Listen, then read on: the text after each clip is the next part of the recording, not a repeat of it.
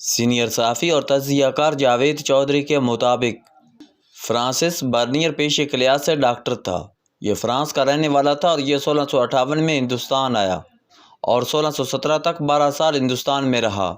یہ شاہ جہان کے دور کے آخری دن تھے۔ برنیئر طبی ماہر تھا، لہذا یہ مختلف امراض سے ہوتا ہوا شاہی خاندان تک پہنچ گیا۔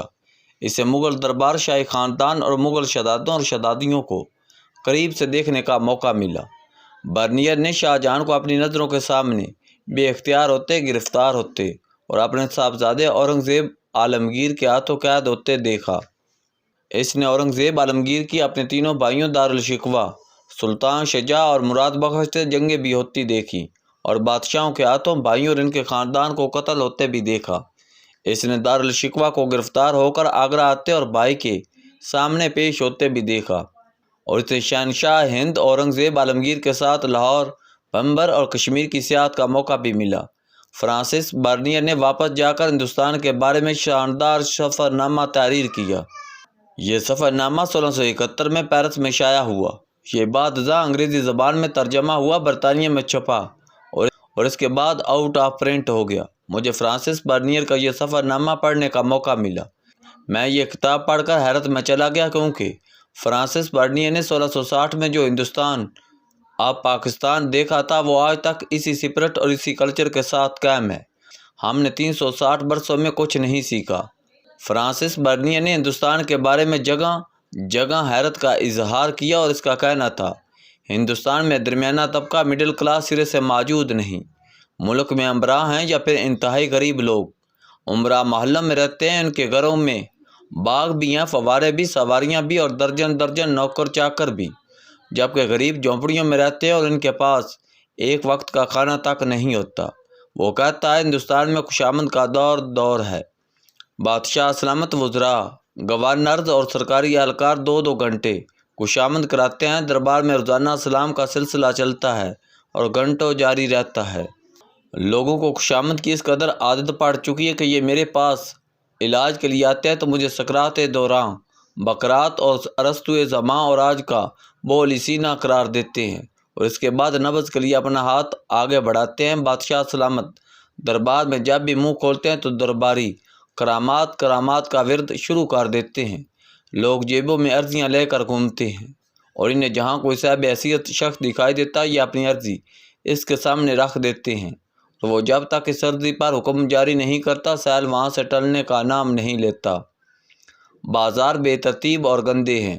آپ کو ایک دکان سے پشمینہ کا مخاب، ریشم اور زری کا کپڑا ملے گا اور ساتھ کی دکان پر تیل، گھی، آٹا اور شکر بک رہی ہوگی۔ آپ کو کتابوں اور جوتوں کی دکانیں بھی ساتھ ملیں گی۔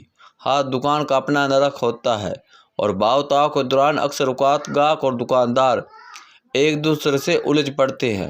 شہروں میں حلوائیوں کی دکان کی بہتات ہے، مگر آپ کو دکانوں پر گندگی، مکھیاں، مچھر، بلیاں اور کتے دکھائی دیتے ہیں۔ آپ کو ہندوستان بھر میں اچھا گوشت نہیں ملتا۔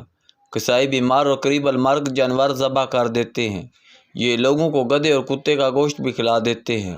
ہوٹل کا کھانا انتہائی ناقص اور مضر صحت ہوتا ہے، لہذا لوگ ریستوران کی بجائے گھر پر کھانا کھانا پسند کرتے ہیں۔ پھل بہت مہنگے ہیں۔ ہندوستان میں خربوزہ بہت پیدا ہوتا ہے، لیکن 10 خربوزوں میں سے ایک میٹھا نکلتا ہے۔ سردہ بہت مہنگا ہے۔ میں 4.25 روپے کا سردہ خریدتا ہوں۔ ملک میں شراب پر پابندی ہے، لیکن چھپ کر سب پیتے ہیں۔ شراب شیراز سے سمگل ہو کر آتی ہے اور شہریوں میں عام ملتی ہے۔ تاہم حکومت نے عیسائیوں کو شراب پینے کی اجازت دے رکھی ہے، مگر یہ اکثر اوقات اپنی شراب مسلمانوں کو بیچ دیتے ہیں۔ ملک بھر میں جوتشیوں کی بھرمار ہے۔ یہ دریاں بچھا کر راستوں میں بیٹھ جاتے ہیں اور لوگ ان کے گرد گھیرا ڈال لیتے ہیں۔ ملک میں پینے کا صاف پانی نہیں ملتا، لہذا امراء اونٹ پر پانی لاد کر سفر کے لیے نکلتے ہیں۔ ہندوستان کی مٹی زرخیز ہے، لیکن زراعت کے طریقے قدیم اور افسردہ ہے، لہذا کسان پوری پیداوار اور حاصل نہیں کر پاتے۔ ہندوستان کی زیادہ تر زمینیں بنجر پڑی ہیں۔ لوگ نہروں اور نالیوں کی مرمت نہیں کرتے۔ چھوٹے کسان یہ سمجھتے ہیں اس سے جاگیرداروں کو فائدہ ہوگا، اور جاگیردار سوچتے ہیں بال صفائی پر پیسے ہمارے لگیں گے، مگر فائدہ چھوٹے کسان اٹھائیں گے، لہذا یوں پانی ضائع ہو جاتا ہے۔ لاہور کے مضافات میں ہر سال سیلاب آتا ہے اور سینکڑوں لوگوں کی ہزاروں املاک بہا لے جاتا ہے۔ لیکن لوگ اس سیلابوں کی روک تھام کا کوئی بندوبست نہیں کرتے، لہذا اگلے سال دوبارہ تباہی دیکھتے ہیں۔ فرانسس برنیر نے ہندوستان کے لوگوں کے بارے میں لکھا ہے، یہ کاریگر ہیں لیکن یہ اپنی کاریگری کو صنعت کا درجہ نہیں دے پاتے، لہذا فنکار ہونے کے باوجود بھوکے مرتے ہیں۔ یہ اگر اپنی فنکاری کو کارخانے کی شکل دے لیں تو خود بھی خوشحال ہو جائیں اور دوسرے لوگوں کی مالی ضروریات بھی پوری ہو جائیں۔ ہندوستان کے لوگ روپے کو کاروبار میں نہیں لگاتے، یہ رقم چھپا کر رکھتے ہیں۔ عوام زیورات کی کھپت میں مبتلا ہے، لوگ بھوکے مر جائیں گے لیکن اپنی عورتوں کو زیورات ضرور پہنائیں گے۔ ملک کا نصاب تعلیم انتہائی ناقص ہے، یہ بچوں کو صرف زبان سکھاتا ہے، ان کی اہلیت میں اضافہ نہیں کرتا۔ خود اورنگزیب نے میرے سامنے اعتراف کیا، میں نے اپنے بچپن کا زیادہ تر وقت عربی زبان سیکھنے میں ضائع کر دیا۔ یہ لوگ فاقوں کو بیماری کا علاج سمجھتے ہیں، لہذا بخار میں فاقے شروع کر دیتے ہیں۔ ملک میں رشوت عام ہے، آپ کو دستاویزات پر سرکاری مہر لگوانے کے لیے حکام کو رشوت دینا پڑتی ہے۔ صوبے دار کے پاس وسیع اختیارات ہیں، یہ بیک وقت صوبے دار بھی ہوتے ہیں، خزانچی بھی، وکیل بھی، جج بھی، پارلیمنٹ بھی اور جیلر بھی۔ سرکاری اہلکار دونوں ہاتھوں سے دولت لٹاتے ہیں۔ بادشاہ نے اپنے لیے 3 کروڑ 180 روپے کا جو 1660 میں تخت بنوایا تھا۔ سرکاری عہدیدار پروٹوکول کے ساتھ گھروں سے نکلتے ہیں، یہ ہاتھیوں پر سوار ہو کر باہر آتے ہیں، ان کے آگے سپاہی چلتے ہیں، ان سے آگے معاش کی راستے میں چھڑکاؤ کرتے ہیں۔ ملازموں کا پورا دستہ مور جل اٹھا کر رئیس اعظم کو ہوا دیتا ہے اور 1-2 ملازم اگلدان اٹھا کر صاحب کے ساتھ چلتے ہیں۔ یہ لوگ گھر بہت فضول بناتے ہیں، ان کے گھر میں گرمیوں میں گرمی اور ربس سے دوزخ بن جاتے ہیں اور سردیوں میں سردی سے برف کے غار۔ بادشاہ اور امراء سیر کے لیے نکلتے ہیں تو 6-6 ہزار مزدور ان کا سامان اٹھاتے ہیں۔ ہندوستان کا اشرافیہ طوائفوں کا بہت دل دادا ہے، ملک کے تمام چھوٹے بڑے شہروں میں طوائفوں کے کوٹھے ہیں اور امراء اپنی دولت کا بڑا حصہ ان پر نچھاور کر دیتے ہیں۔ طوائفیں شاہی خاندان کی تقریبات میں بھی بلوائی جاتی ہیں اور دربار سے وابستہ تمام لوگ ان کا رقص دیکھتے ہیں۔ وزراء صبح اور شام 2 مرتبہ بادشاہ کے سامنے حاضر ہوتے ہیں۔ بادشاہ کا حضور حاضری نہ دینے والے وزراء عہدے سے فارغ کر دیے جاتے ہیں۔ ہندوستان میں گرد و غبار، گندگی، بو اور بے ترتیبی انتہا کو چھو رہی ہے اور جرائم عام ہیں۔ مجرم اور اول تو پکڑے نہیں جاتے، اگر پکڑ لیے جائیں تو یہ سفارش یا رشوت کے ذریعے چھوٹ جاتے ہیں۔ یہ فرانسس برنیر کے طویل سفر نامے کے چند مختصر حقائق تھے۔ آپ ان حقائق کو دیکھیے اور اس کے بعد آج کے پاکستان پر نظر دوڑائیے، آپ کو یہ جان کر اطمینان ہو جائے گا ہم نے الحمدللہ 360 سال میں کچھ نہیں سیکھا۔ ہمارے کلچر، ہماری روایات اور ہمارے سماجی ڈھانچے میں 1660 عیسوی سے 2025 تک کوئی تبدیلی نہیں آئی۔ ہم لوگ جس طرح شاہ جہاں اور اورنگزیب عالمگیر کے دور میں زندگی گزار رہے تھے، ہم الحمدللہ آج بھی ویسے ہی ہیں۔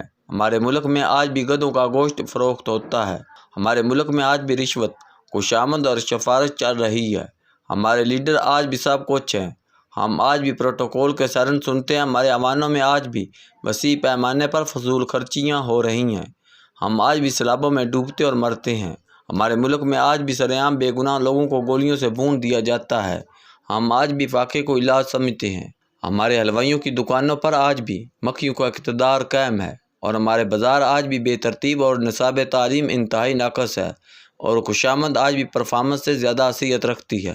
ہم نے الحمدللہ 360 سال میں کچھ نہیں سیکھا اور ہم جس رفتار سے چل رہے ہیں ہم یقیناً اگلے 360 سالوں میں بھی کچھ نہیں سیکھیں گے۔ کیونکہ ملک میں آج بھی ایسے شاہ جہانوں کی حکومت ہے جو بنی گالہ اور جاتی امراء کو وارثائی مال بنا دیتے ہیں، لیکن لوگ فیکٹریوں کا آلودہ پانی پیتے ہیں۔ یہ بلاول ہاؤس، بے نظیر ہاؤس اور زرداری ہاؤس کو سویس کاٹیج بنا لیتے ہیں، لیکن کراچی لڑکانہ اور نواب شاہ کو قاتلوں کے حوالے کر دیتے ہیں۔ ان کے محلوں میں جشن چلتے ہیں لیکن شہر میں 300 لوگ مر جاتے ہیں اور کوئی حکم منہ سے اف تک نہیں کرتا، اور جب حکمران ایسے ہوں تو برا وقت قوموں کے نصیب میں آ کر ٹھہر جاتا ہے۔